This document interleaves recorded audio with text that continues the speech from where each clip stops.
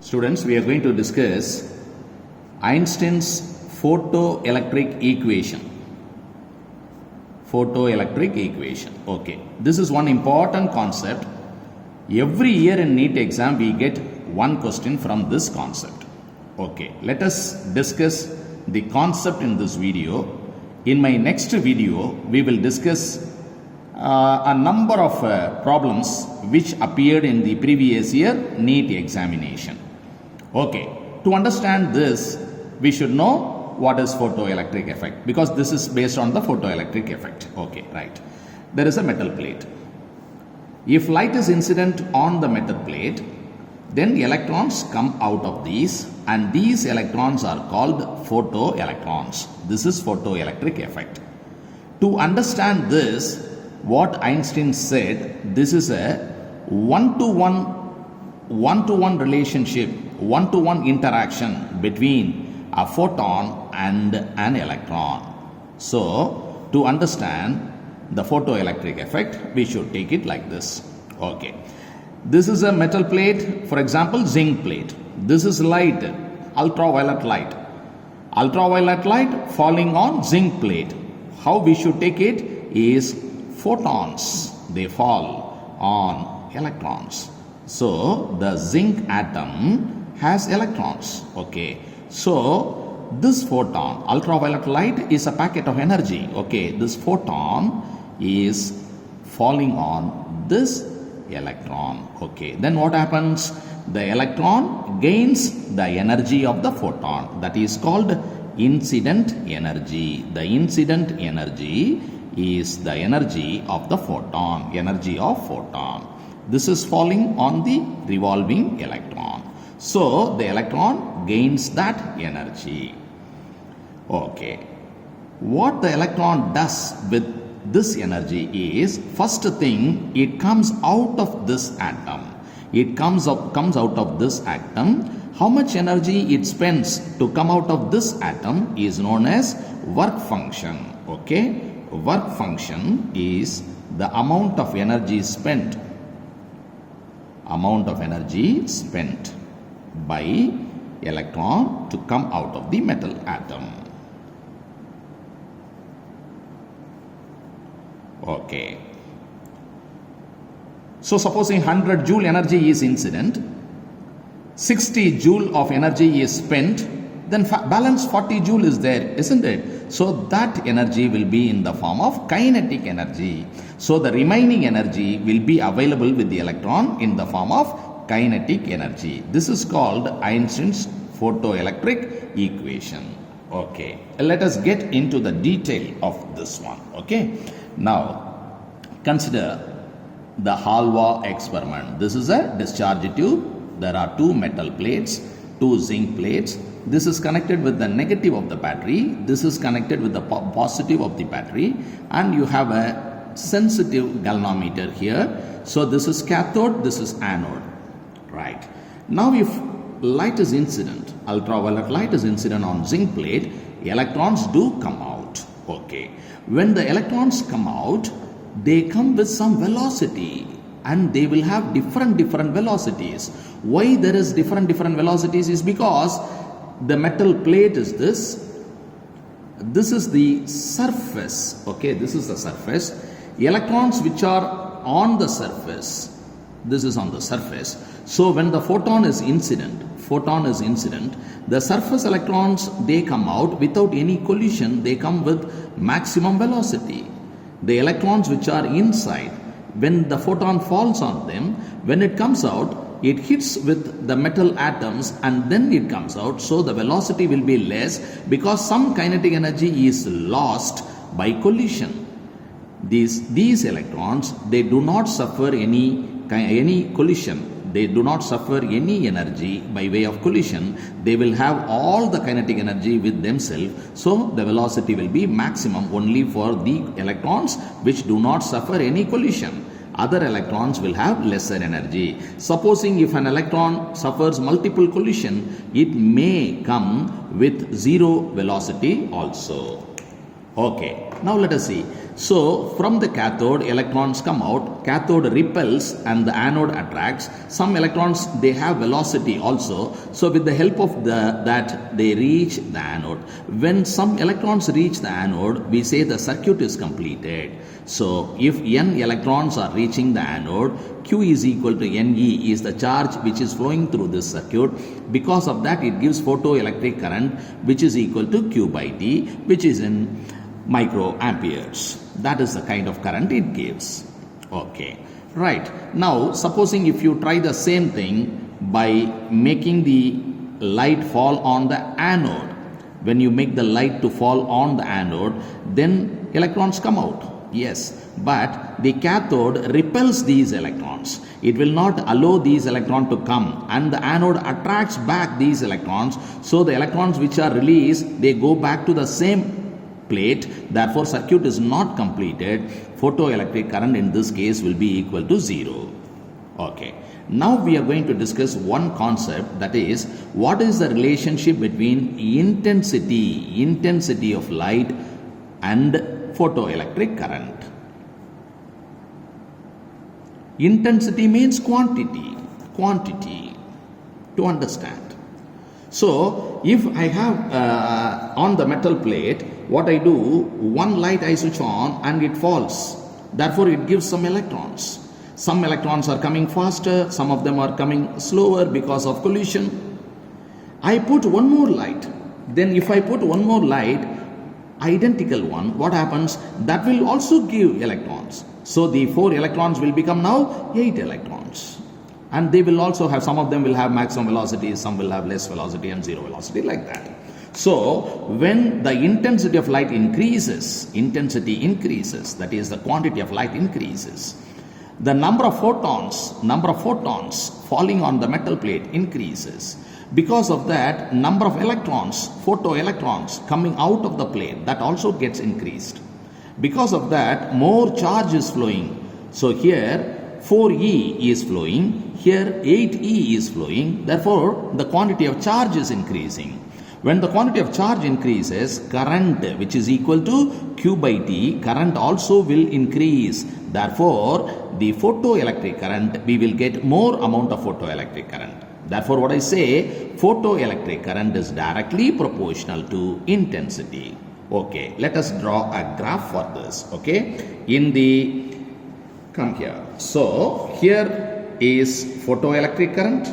Okay, here what I take is the intensity of light. Then when there is no light, there is no current. So 0 starts from the origin. When there is light, there will be current. Then when there is more light, there will be more current. Therefore, it is a straight line. So the directly proportional, photoelectric current is directly proportional to intensity, and the relationship is a straight line. So first concept what we have discussed here is this. அடுத்து நம்ம என்ன பார்க்க போறோம் அப்படினா, consider this is a metal plate, isn't it? So now what happens? The light is incident. Okay, light is incident. So we consider these electrons come out. The first one did not suffer any collision. Okay, it comes with maximum velocity. The other one suffered one collision, two collision, many collisions, like that. Okay. Now, what we are going to see now, how these electrons are coming to the anode. To come to the anode, they require help from the battery. That is the potential difference of the battery. And all 4 of them do not require the same amount of help, because this is already coming faster. And the 4th one requires definitely the support from the battery. Battery has to pull this up to the anode, isn't it? Okay. Now, this is the metal plate, this is the cathode, this is the anode. Now you have the battery here, and the galvanometer is here. Okay. Now, these electrons are traveling in this direction inside this vacuum tube. Okay. Now, supposing I assume that this requires 1 volt potential difference, this requires 2 volt, this requires 3 volt, and this doesn't require any potential difference. Because of the velocity itself, it can come straight and reach here. Okay, if that is the assumption, how do I draw the graph now? I'm going to draw a graph between the potential versus the photoelectric current.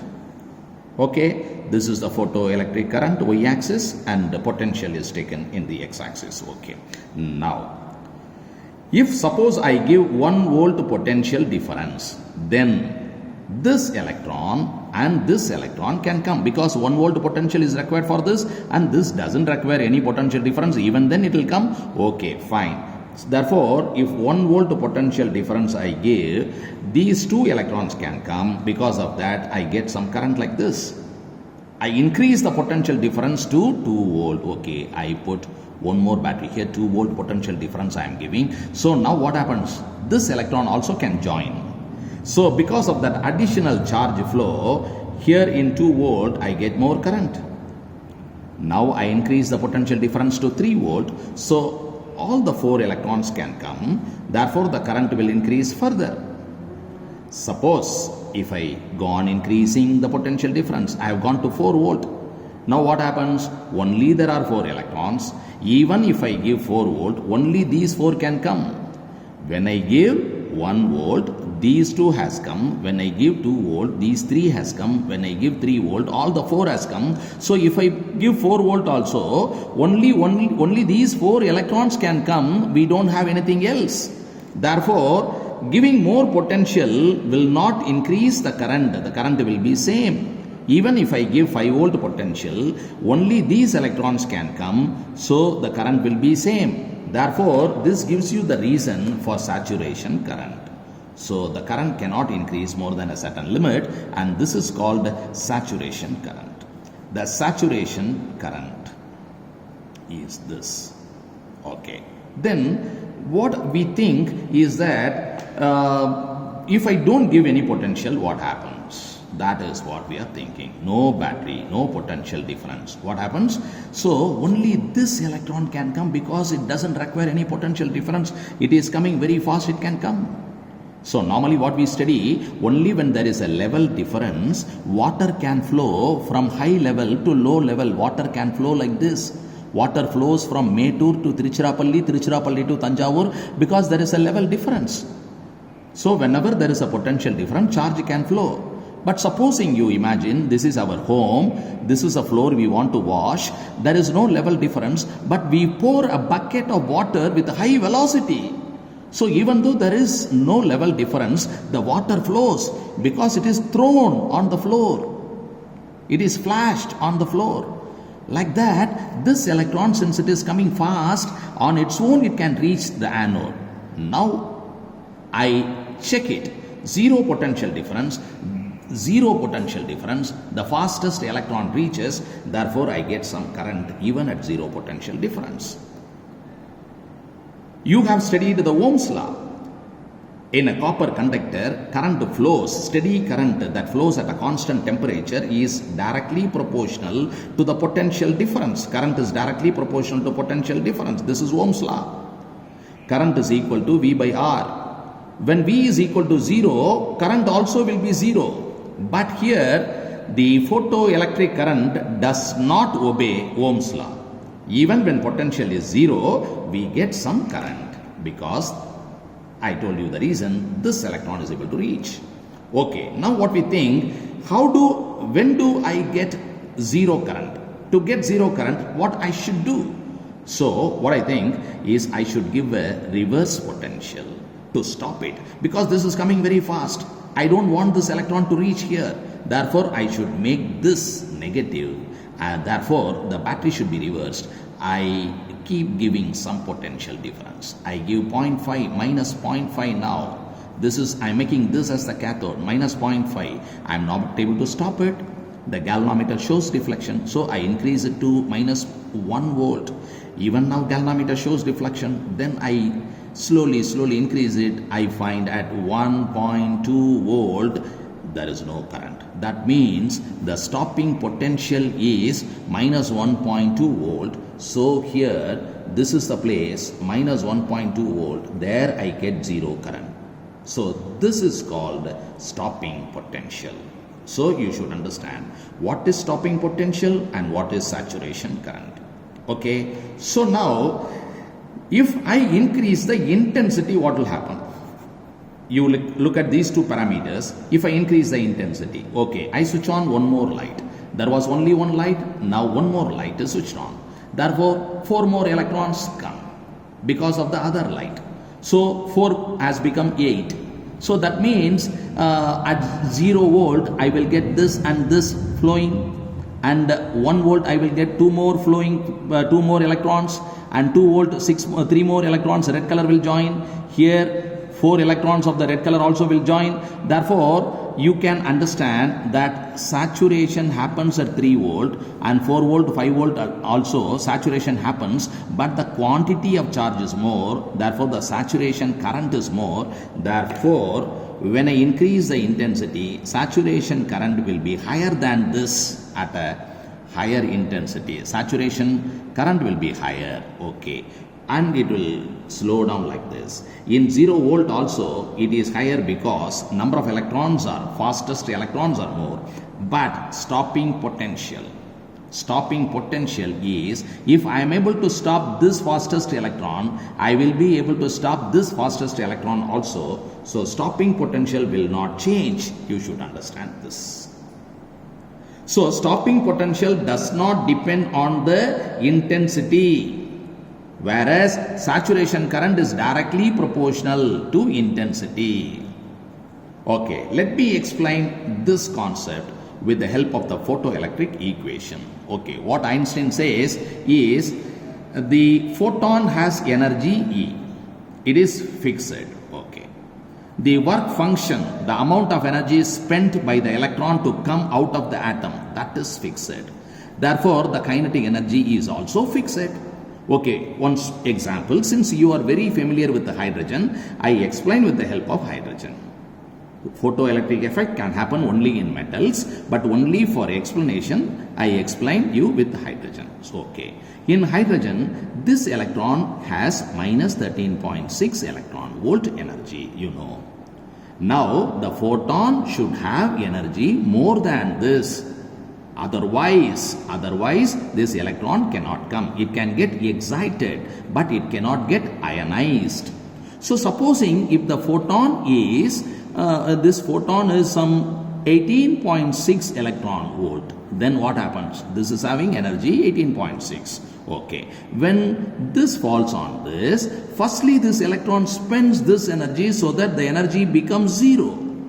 To make this energy equal to 0, it has to take that 13.6 from here and balance only 5 electron volt will be remaining with this, and that will be the kinetic energy. This energy it is spending for ionization. That is what we are calling work function here. Therefore, supposing if you give one more photon, 18.6, it falls on another hydrogen atom, one more electron it falls, the same situation happens. Even that electron will also have 5 electron volt remaining. So, E is a constant, 18.6. W is a constant, 13.6. And then this is also a constant, which is 5. Like that it comes for all the photons and all the electrons. So, this equation is applicable only for the fastest electron. Only for the fastest electron. You should understand this, because we don't have any idea about the energy lost by way of collision. When light is incident, electrons come out. This is coming faster, this has suffered collision. How much energy is suffered because of collision? We don't consider that, we don't know that. So this equation is applicable only for the fastest electron. Only for the fastest electron this is applicable. E is equal to W plus Ke. So what we find here is, by increasing intensity, the fastest velocity of the electron will not change. Okay, if intensity increasing, the intensity means the number of photons increases. Okay, one photon can fall on one electron only. It is a one-to-one interaction. You should remember this, one-to-one interaction. That means 2 photons cannot fall on one electron at the same time. So this is one-to-one interaction. When photons fall, now 2 photons fall. This photon fall on this electron and it gives the one photoelectron which is having a kinetic energy of 5 electron volt. This photon falls on this electron, that also gives the one photoelectron of kinetic energy 5 electron volt. Okay, when 100 photons fall and it gives 80 photoelectrons, then we say the efficiency is 80%, 0.8. If 100 photons produce 100 photoelectrons, then efficiency is 100%. It is 1. Okay. Now, if the energy of the photon increases, okay, instead of 18.6, if it is 23.6, then what happens? 23.6 is incident, 13.6 is spent, and then 10 will be remaining. This 10 is kinetic energy, this 13.6 is the work function, and this is the incident energy. Okay, on the lower side, if you think the photon itself is having an energy of 13.6, the photon itself is having this energy, that means work function is 13.6 and kinetic energy is 0. Okay, and this situation is called the energy is equal to work function is the minimum requirement of incident energy which is required for photoelectric effect. Supposing the energy is less than work function, then no photoelectric effect, no photoelectric effect. Because if the incident energy itself is 10 electron volt, it is 10.2 in the case of hydrogen. If you take, it can only go for excitation and it cannot give ionization. Okay, so no photoelectric effect is possible in this case. Okay, now look at this. What I am going to do is a graph between the potential and photoelectric current. We have discussed about this graph. So what is this? Saturation current, and this is the stopping potential V01. If I increase the frequency, the energy can be written as H nu. Energy can also be written as Hc by lambda. We know that. So now that work function is the energy, minimum energy required for the photoelectron to be released, and that is written as H nu naught. H nu naught. What is nu naught? Nu naught is the threshold frequency. Threshold frequency. Nu naught is the threshold frequency. Okay. Now, the incident frequency, if the incident frequency is less than threshold frequency, then no photoelectric effect.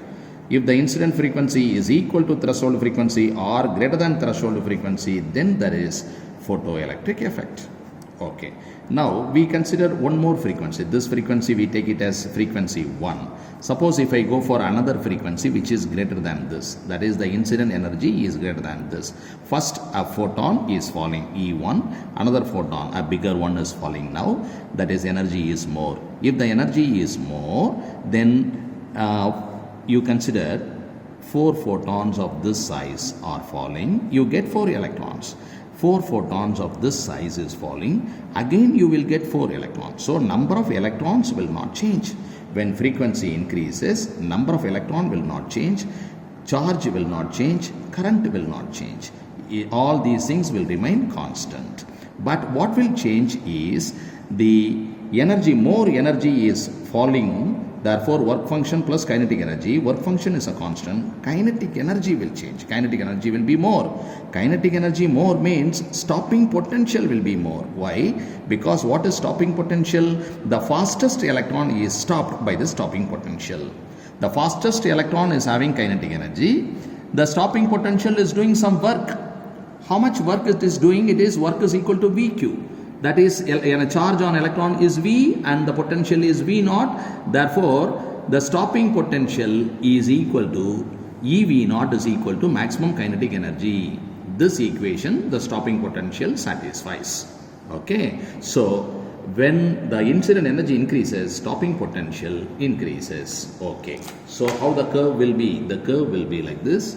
It comes, it joins here, it will be on this line only. So saturation current will not increase, by the stopping potential will increase. So what do we understand here?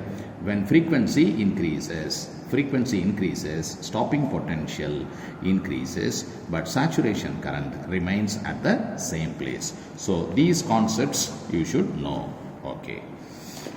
Now let us come to the final session, that is Einstein's photoelectric equation is this one. Okay. What are the different formats of writing this?